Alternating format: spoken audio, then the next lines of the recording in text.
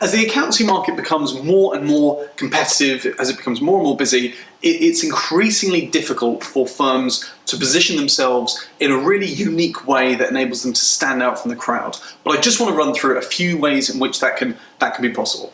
So the first thing is very often, and this depends on the audience in which the audience that you're targeting, but so often a key message that your audience will be looking for is your understanding of their particular sector, which means the more that you can laser in on their particular world, and I know this is difficult because of course you'll be thinking, well, we can work with anybody, but the trouble is if you try and talk to absolutely everybody, you're going to talk to absolutely nobody. So you have to try and either identify those common themes between those particular worlds. So is it a person of a particular job title across each of those different industries?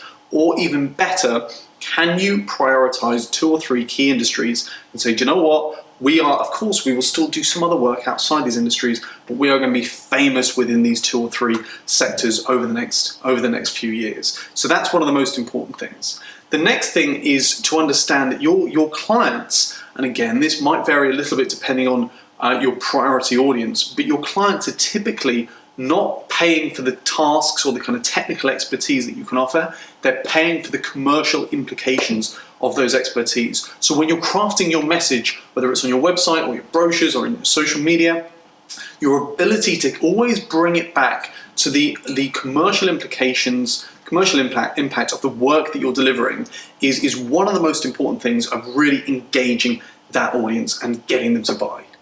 The next thing I want to touch upon is the importance of local SEO.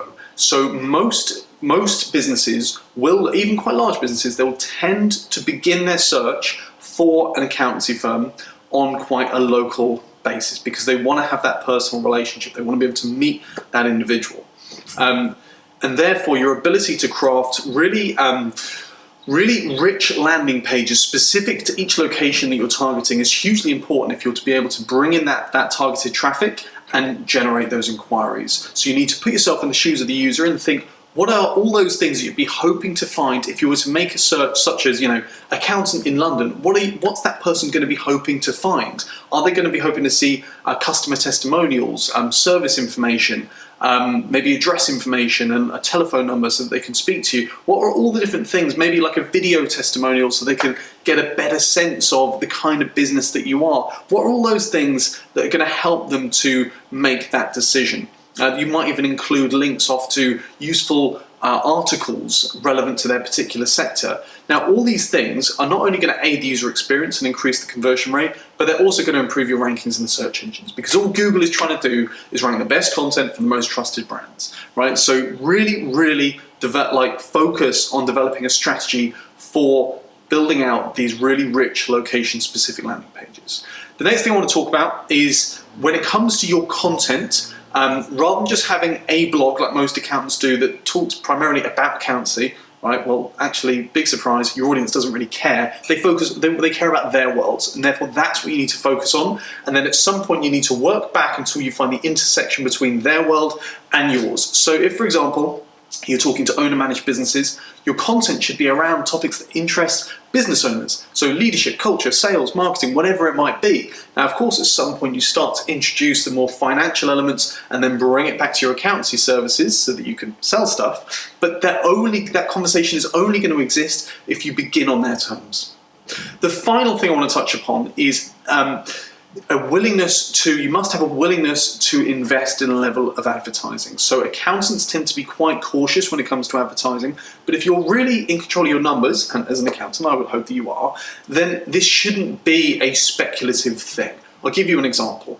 Whether it's on AdWords, or let's imagine it's on AdWords, but this principle would apply to LinkedIn advertising, Facebook advertising, any platform.